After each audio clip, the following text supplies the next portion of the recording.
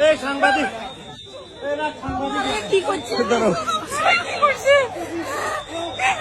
আমার ব্যাগটা উনি নিষেধ করতেছি। আসসালামু আলাইকুম সকল কলিজার ভাই, প্রবাসীদের পক্ষে কিছু কথা বলতে চাই। মানুষ তো আমরা সকলেই প্রবাসী কারে কয়। বাংলাদেশের জনগণই তো রেমিটেন্স যোদ্ধা হয়। কারোর বাবা, কারোর ভাই, কারোর মা বোন প্রবাসে, অপমান হলে প্রবাসীরা দেশের মানুষে হাসে। একবারও তারা চিন্তা করে না এই প্রবাসী কারা। মনে করাই দি দেশের মানুষের আপনজন কিন্তু তারা।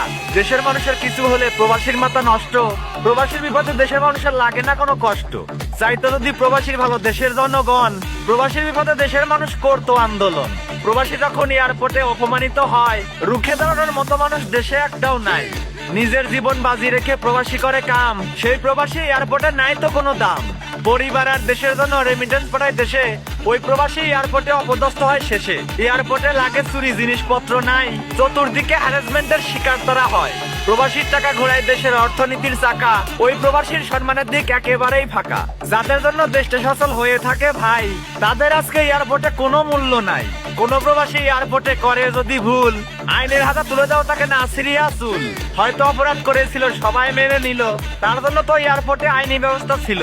5-6 জন মিলে মেরে দেখিয়ে তারে ভয়, 5,000 টাকা জরিমানা করে ছেড়ে দেওয়া হয়। যাদের জন্য দেশটা আমার ভালোভাবে যাচ্ছে, তাদের আজকে এয়ারপোর্টে মারধর খেতে হচ্ছে।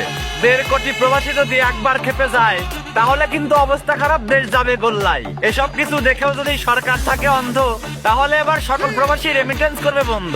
এই অপমানের উচ্চ বিচার আমরা সবাই চাই, নইলে টাকা হুন্ডি হবে বাংলাদেশ ব্যাংক গুড বাই। বোঝো না এই ব্যাপারটা?